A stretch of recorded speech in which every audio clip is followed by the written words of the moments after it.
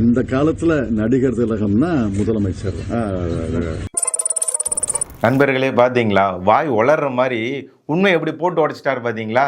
நடிகர் திலகம் அப்படின்னா முதல்வர் ஸ்டாலின் அவர்கள் தான் அப்படின்னு சொல்லி சிதம்பரம் அவர்களுக்கு ஸ்டாலின் அவர்கள் மேலே என்ன காண்டுன்னு தெரியல, உண்மையை போட்டு உடைச்சிட்டார் அப்படியே வாய் வளர்ற மாதிரி. அதே மாதிரி காங்கிரஸ் கட்சியை சார்ந்த பிரவீன் சக்கரவர்த்தின்றவர் இந்தியாவிலேயே அதிக கடன் நிலுவையில் உள்ள ஒரு மாநிலம் அப்படின்னா அது தமிழகம் தான் அப்படின்னு சொல்லி அவர் ஒரு உண்மையை போட்டு உடைச்சிருக்கிறாரு. எல்லாத்துலேயுமே நாங்கள் தான் நம்பர் 1 அப்படின்னு சொல்லக்கூடிய இந்த திராவிட மாடல் அரசாங்கம், இந்த திமுக அரசாங்கம் தமிழகத்தை எதில் நம்பர் 1 மாநிலமாக மாற்றிருக்கு பார்த்தீங்களா? கடன் வாங்குறதுல உத்தரப்பிரதேசத்தை விட அதிக கடன் வாங்கின மாநிலம் அப்படின்னா அது தமிழகம் தான் அப்படின்னு சொல்லி யார் சொன்னால் காங்கிரஸ் கட்சியை சார்ந்த பிரவீன் சக்கரவர்த்தி என்றவர் சொல்லியிருக்கிறார்.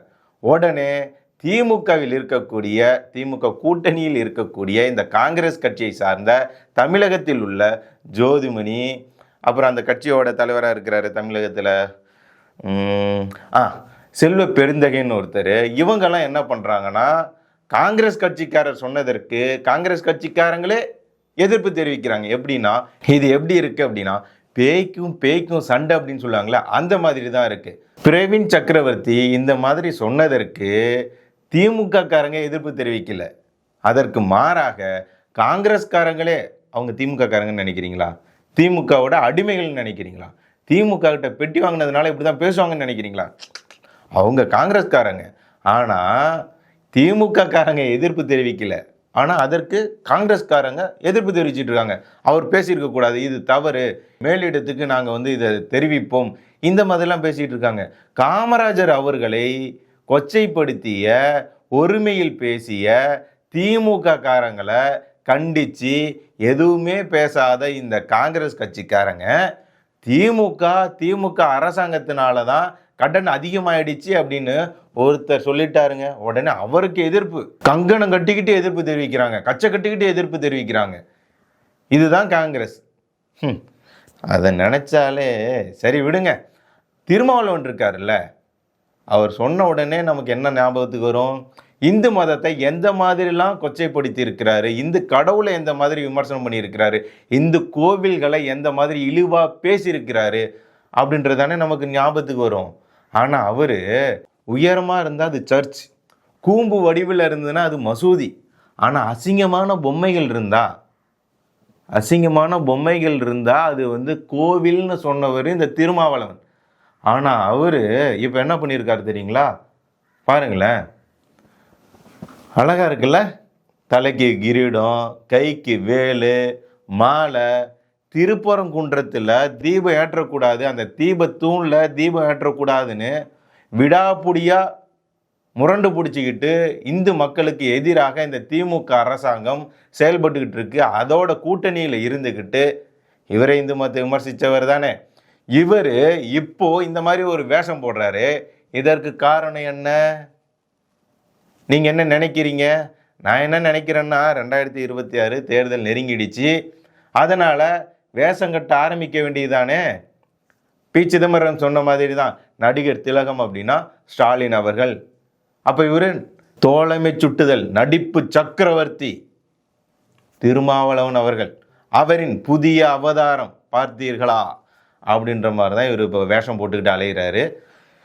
2026 மக்களே விழித்து கொள்ளுங்கள், இல்லைன்னா தீபத்தூணில் கூட தீபம் ஏற்ற முடியாத ஒரு சுதந்திரம், அதுக்கு கூட சுதந்திரம் இல்லாத வருஷத்துக்கு ஒரு முறை தான் கார்த்திகை தீபம் வருது, அதில் தீபத்தூணில் தீபம் ஏற்ற முடியாத ஒரு பாவியாக நம்மளாம் மாறி இருக்கோம். அதற்கு விடிவு காலம் கிடைக்கணும், இந்துக்களுக்கு சுதந்திரம் கிடைக்க வேண்டும் அப்படின்னா, இந்துக்களுக்கு இன்னும் தமிழகத்தில் சுதந்திரம் கிடைக்கல போல்.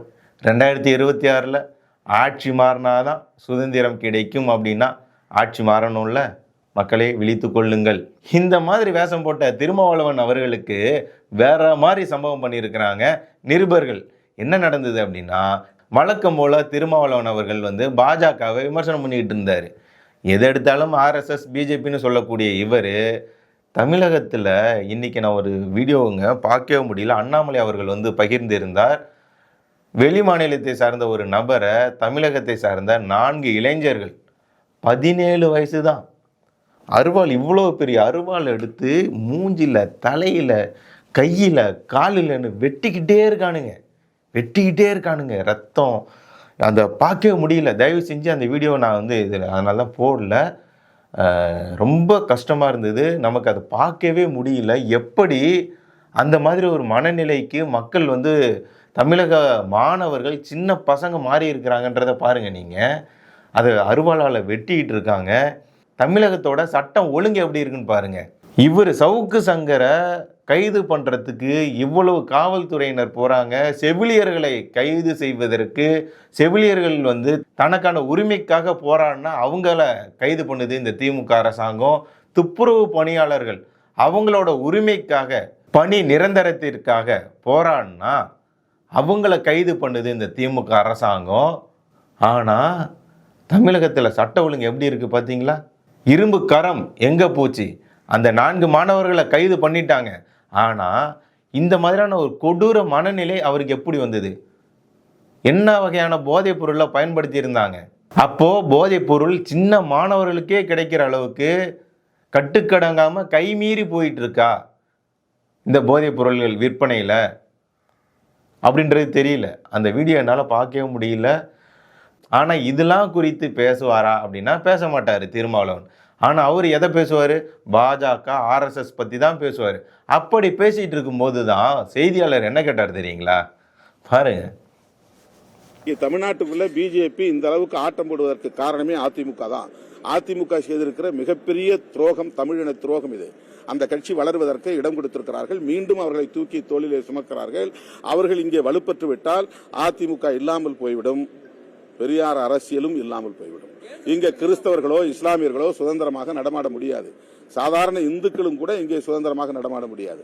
96ல வந்து பாஜகவை தமிழ்நாட்டுக்குள்ள கொண்டு வந்ததே திமுக ஆட்சி தான். இது சம்பந்தமா திமுக கூட்டணி வைக்கிறது அவங்க காமன் மினிமம் அஜெண்டா போட்டு கூட்டணி வச்சாங்க. அன்னைக்கு 2001 வந்து அதுக்கு முன்னாடியும் சரி, அதுக்கு பின்னாடி மத்தியில் ஆதரவு தெரிவிக்கும் போது கலைஞர் வந்து பார்த்தீங்களா எப்படி திக்கு முக்காடி போய் நின்றுட்டு இருக்காரு, திக்கி திணறாருன்னு பார்த்தீங்களா? இந்த மாதிரிலாம் அப்பப்போ ஒரு சில நிருபர்கள் தைரியமாக துணிச்சலாக கேள்வி கேட்டாதான், அதாவது கனிமொழி அவர்கள்ட்ட கேள்வி கேட்டாங்க தெரியுங்களா? நீங்கள் ஆட்சிக்கு வந்த பிறகு, திமுக ஆட்சிக்கு வந்த பிறகு தமிழகத்தில் இளம் விதவைகள் உருவாவது குறைந்திருக்கிறதா? மதுக்கடைகளை மூடுவோம், மது ஆலைகளை மூடுவோம்னு சொன்னீங்களே, அதை செஞ்சிட்டிங்களா அப்படின்றதெல்லாம் கேட்டார் பார்த்தீங்களா? அந்த மாதிரி தான் ஒரு சில நிருபர்கள் தைரியமாக திமுக ஆட்சியாளர்களை பார்த்து, தலைவர்களை பார்த்து, இந்த மாதிரி திமுக கூட்டணியில் இருக்கிறவர்களை பார்த்து இந்த மாதிரிலாம் கேட்கறதுனால தான் பத்திரிகையாளர்கள் மேலே, செய்தியாளர்கள் மேலே, நிருபர்கள் மேலே மக்களுக்கு கொஞ்சமாவது மரியாதை இருக்குது. அடுத்ததாக திமுகவிற்கு அண்ணாமலை அவர்கள் சவுக்கடி கொடுத்திருக்கிறார். என்ன அப்படின்னா, பொய் சொல்றதுல முனைவர் பட்டம் பெற்றவர்கள் கோபாலபுர குடும்பத்தினர் அப்படின்னு சொல்லியிருக்கிறார். அது மட்டும் இல்லாமல் 5 ஆண்டுகளில் திமுக அரசாங்கமானது தமிழகத்தின் கடனை இரட்டிப்பாக்கி இருக்கிறது. திமுக செய்த வரலாற்று சாதனை அப்படின்னா தமிழகத்தின் கடனை இரட்டிப்பாக்கியது தான் அப்படின்னு சொல்லி நம்ம சொல்லலாம். அந்த அளவுக்கு அவங்க பண்ணியிருக்கிறாங்க. அதனால் அண்ணாமலை அவர்களும் இதை தெளிவுபடுத்தி இருக்கிறார். ஆனால் மக்களே, நாம் தெளிவாயிட்டோமா அப்படின்றது தான் புரியல.